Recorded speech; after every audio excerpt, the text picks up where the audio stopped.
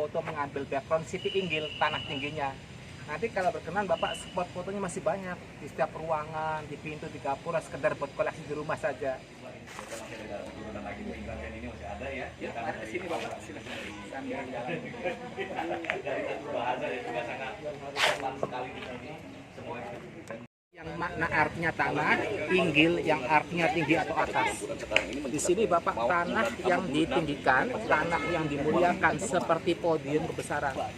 Ini Bapak, bangunan Siti Inggil keseluruhannya dibangun pada tahun 1529 Masehi. Dibangun tahun 1529 Masehi, dibangun pada masa Maulana Syekh Syarif Hidayatullah yang bergelar Sunan Gunung Jati. Nah Bapak, di dalam bangunan Siti Inggil di sini terdapat 5 penpo yang tanpa tembok dinding. Ini Bapak, yang pertama-tama di bagian depan di tengah-tengah itu dinamakan bangunan Mande Malang Sembiran. Mande itu artinya balai tempat duduk. Itu Bapak, Mande Malang Sembiran, sakati yang tengahnya yang berokir ada 6. Bagian atas 3, bagian bawahnya 3. Itu sakatiangnya yang melambangkan rukun iman. Akan tetapi Bapak, kalau sakatiangnya dijumlah keseluruhannya terdapat 20 sakatiang yang melambangkan sifat-sifat Tuhan yang 20, sifat Allah yang 20. Di sini Bapak, zaman dahulu dipergunakan tempat duduk raja atau sultan beserta keluarganya. Bila hadir melihat acara pentas perayaan negara di bagian depan, di alun-alun Sangkala Buana dahulunya. Kemudian Bapak, di sebelah kanan itu bangunan Mande Semartinandu. Bangunan Mande Semartinandu itu sakatiangnya ada 2 yang melambangkan 2 kalimat syahadat. Zaman dahulu fungsinya tempat duduk penghulu keraton, penasihat raja, sesepuh atau ulama keratonnya di sana Bapak ya. Itu yang paling barat Bapak, itu bangunan Mande Pandawa 5, sakatiangnya ada 5 yang melambangkan rukun Islam. Zaman dahulu fungsinya tempat duduk pejabat pengawal raja atau sebagai panglima angkatan bersenjatanya atau manggal yuda. Itu Bapak, yang di belakang Mande Pangiring, tempat duduknya para pengiring raja atau pengiring sultan. Dulu sampai sekarang itu bangunan Mande Karesmen, tempat untuk membunyikan kesenian gamelan sekaten. Gamelan sekaten di Keraton Kasepuhan dalam 1 tahun dibunyikan 2 kali. Dibunyikan pada saat Hari Raya Idul Fitri dan Idul Adha, tepat dibunyikan di Mande Karesmen. Sugeng Larang kan keturunan dari Pajajaran. Iya, betul. Nah, sedangkan Pajajaran anaknya di sini semua. Anaknya di Cirebon. Makanya banyak yang menyitoskan bahwa Pak, kalau Pajajaran itu rajanya katanya moksa. Pernah dengar ya? Iya. Raja Pajajaran Prabu Siliwangi katanya moksa. Itu bukan moksa sebetulnya. Tapi meninggal pada umum seorang biasa. Tapi ketika namanya tradisi orang-orang Sunda, meninggal itu dikebumikan dulu. Tapi setelah dikebumikan, diangkatlah jenazahnya pada 3 bulan kemudian, tinggal tulang belulang, dibakarlah tulang belulang tersebut, dibagikan oleh keluarga besar yang ada di Sumedang Larang, di Garut, di Majalengka, ya di Cirebon juga ada. Itu orang mengatakan katanya moksa. Ini. Luasnya mencapai 25 hektar Keraton Kasepuhan ini. Kalau menggunakan putih telur, berapa juta telur yang digunakan? Kuningnya buat apa? Ketika saya pelajari kembali, ini hanya menggunakan putih telur setengah produksi. Sebelum ditempelkan, bata ini akan direndam dahulu. Direndam, baru digosok-gosokkan. Setelah digosokkan, itu akan mengeluarkan serbuk.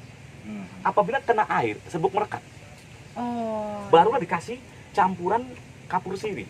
Kalau getah ari nggak mungkin banyak sekali, cuma sepintas saja, campuran saja sebetulnya. Makanya gapura ini dikenal namanya gapura banteng. Kenapa namanya gapura banteng? Karena di bawahnya terdapat gambar banteng, ada kita lihat ke bawah, ada gambar banteng angka tahun Sandra Sangkala 1529. Nah di sebelah sini bantengnya ini Mbak. Nah ini Mbak ya, ada gambar banteng ya, yang menandakan angka tahun Sandra Sangkala yang dibuat pada tahun 1529 Masehi. Iya. Ini keterangan juga ada di sini, yang dimana banteng itu berangkat nomor kuta itu 1, bata itu 5, tinata 4, banteng itu 1451 angka tahun Saka. Kalau dibalik menurut Masehi yaitu tahun 1529 Masehi. Iya. Nah, kita lanjut ke sebelah sini. Nanti kalau bisa bawa air.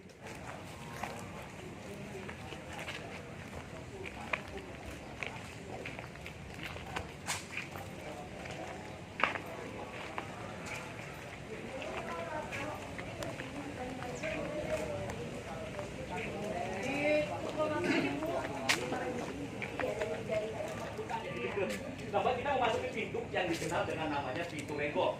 Regol itu artinya gerbang yang beratapan genteng. Pintunya yang dikenal dengan sebutan pintu gledegan. Kenapa pintu ini dinamakan pintu gledegan? Karena pintu ini dahulu terbuat dari teralis kayu. Apabila pintu ini dibuka, seolah-olah bergetar. Jadi bukan bergetar karena seperti pintunya seperti guntur, tidak. Kalau kita buka gerbang, ini masih gledek. Gledek-gledek seperti itu. Makanya orang Cirebon menyebutnya adalah pintu gledegan.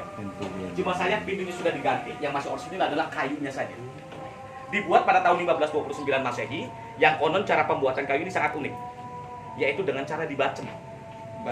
Bacem. Jadi bukan tempat atau saja bisa dibacem.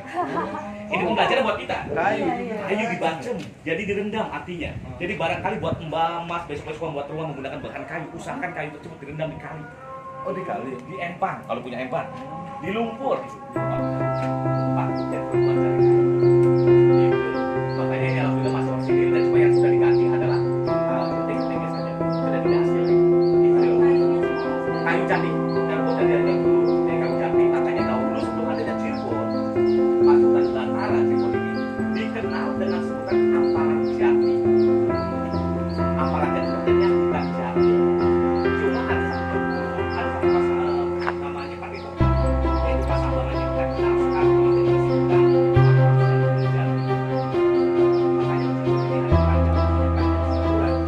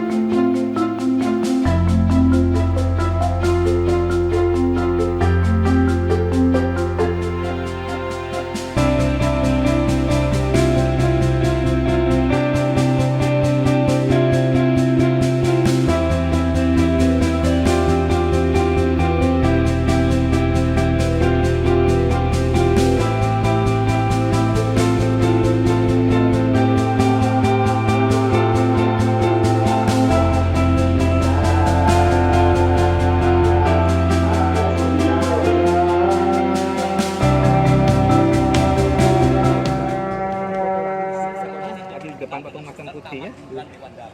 Taman ini di tengahnya Juga terdapat yang merupakan simbol bahwa Cirebon ini adalah penerus dari kerajaan Pajajaran.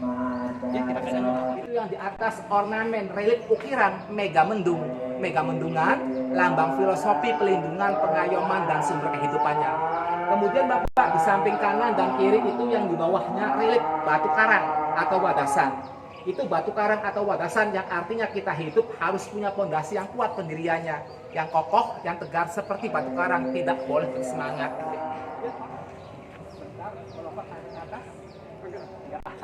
Saya udah tinggi kok. Nah, di samping ini terdapat sebuah. Iya, silakan.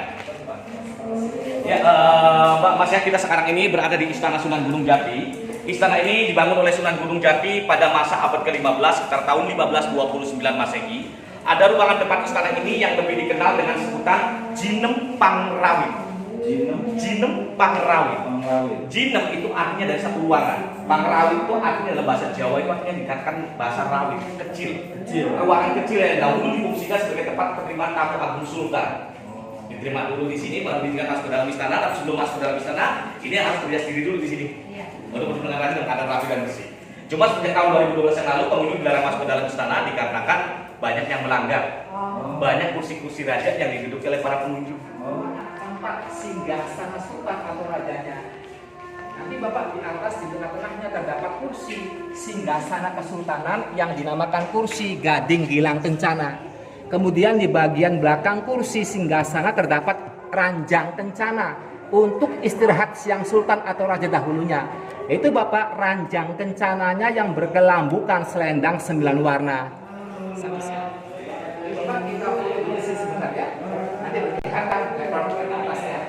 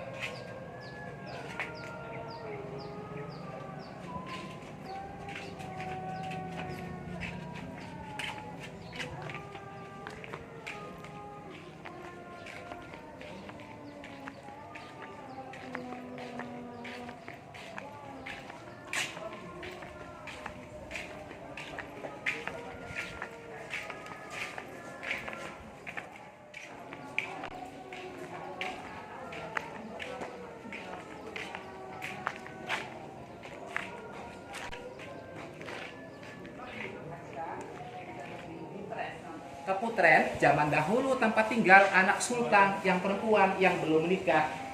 Nanti di bagian timurnya bangunan Keputren, tempat tinggal anak raja yang laki-laki yang belum menikah.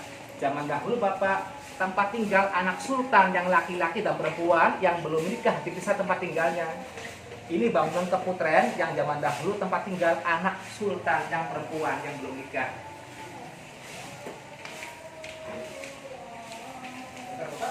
Ini bangunan yang dibangun pada masa Sunan Gunung Jati tahun 1529 Masehi, sudah mengenal lepahan kapur, pasir dengan bata-bata merah. Ini Bapak cat ulang saja warnanya ya, ini masih asli. Ini Keputren yang zaman dahulu tempat tinggal anak raja yang perempuan yang belum menikah ya. Awalnya bernama Keraton Pakungwati. Pakung itu yang arti maknanya udang, Ti artinya perempuan. Nah Bapak, Keraton Pakungwati dahulu didirikan pada tahun 1430 Masehi. Keratonnya dibangun tahun 1430 Masehi, dibangun oleh Pangeran Walang Sungsang yang bergelar Pangeran Cakrabuana, disebut juga Mbah Pucarbon, kakak kandung Raden Kian Santang, putra mahkota Sri Baduga Prabu Siliwangi dari Kerajaan Pajajaran. Ini Bapak, pintu penuh dengan cerita. Terdapat ukiran bunga teratai atau bunga lotus. Itu menggambarkan keraton kasepuhan bersahabat budaya dengan negara Cina yang beragama Buddha. Bunga teratai dapat hidup di atas di udara, bisa hidup di bawah di air. Yang arti falsafahnya kita hidup harus selaras, harus bisa menyesuaikan diri dalam segala kondisi dan keadaan, tidak boleh patah semangat. Dengan negara India yang beragama Hindu, binatang gajah kalau menguak itu nanti belalainya bengkok. Artinya kalau kita membangun rumah atau membuat rumah, antara pintu depan rumah dengan pintu belakang rumah tidak boleh lurus, tidak boleh sejajar, harus miring atau serong, itu feng shui-nya biar nggak boros.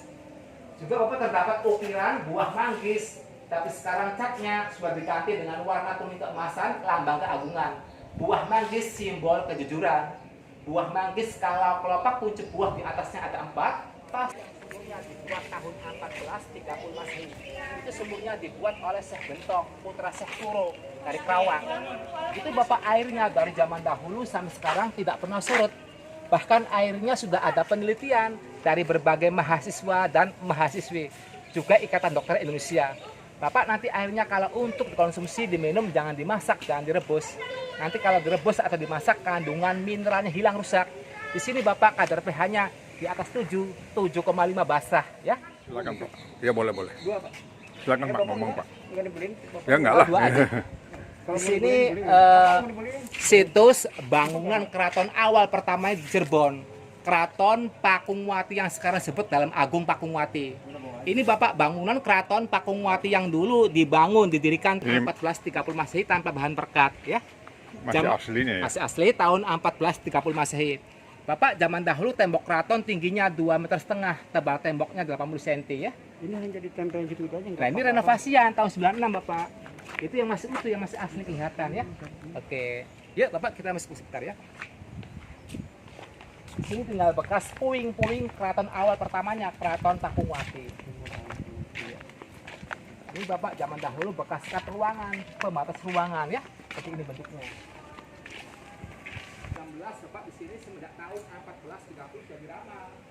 Ini Bapak, kolam masuk masih asli, masih utuh. Hanya renovasi dan dilapis semen Bapak atasnya. Zaman dahulu para pejabat kalau hendak bertemu dengan Sunan Gunung Jati, mereka harus bersih dulu di sini. Cuci tangan, cuci kaki, dan mengambil air wudhu Bapak ya. Kemudian nanti kita masuk ke dalam. Ini masih utuh, masih asli, renovasi juga. Kolam pasien, tempat bersucinya. Orang biasa, orang mengajar.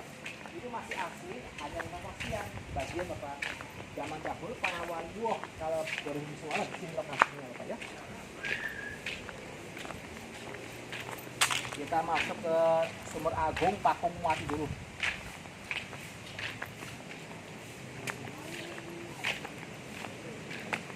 Di sini Bapak, zaman dahulu tanpa pintu, tembok tertutup ya. Zaman dahulunya di sini. Di balik tembok tertutup di sini Bapak, zaman dahulu terdapat Taman Sari Kanyapuri. Dulu besar, megah, karena termakan usia, runtuh atau punah. Disinilah zaman dahulu para putri bercengkrama atau bermain-main lokasinya zaman dahulunya ya. Ini Bapak, di sini terdapat Sumur Agung Takungwati yang sumurnya dibuat tahun 1430 Masehi, dibuat oleh Syekh Bentong, putra Syekh Kuro dari Kawang. Ini Bapak zam-zamnya orang Cirebonnya ya. Nanti Bapak silakan masuk terlebih dahulu, cuci tangan dulu yang bersih Bapak, cuci muka. Nanti airnya Bapak diminum, dirasakan seperti apa kesegarannya. Ini insya Allah bebas bakteri airnya ya. Silakan Bapak. Kalau niatnya kembali ke niat ya. Silakan.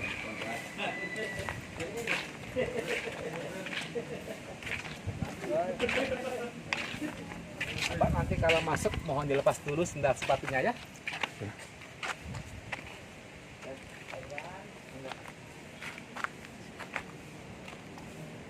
Pak, nanti mohon dilepas dulu sepatunya sebentar. Silakan aja Bapak. Silakan. Ini seperti itu. Bapak, zaman dahulu Pangeran Walangsungsang dan Sunan Gunung Jati kalau hendak ke sumur, dulu dari samping Bapak itu ada bekas pintu, langsung akses ke sumur ke sana ya. Nah ini Bapak pendopo renovasi tahun 96. Disinilah zaman dahulu Sunan Gunung Jati beriktikaf tempat duduknya. Itu Bapak yang di tengah-tengah untuk paman uaknya, Pangeran Walangsungsang, Pangeran Cakrabuana, putra mahkota Prabu Siliwangi ya.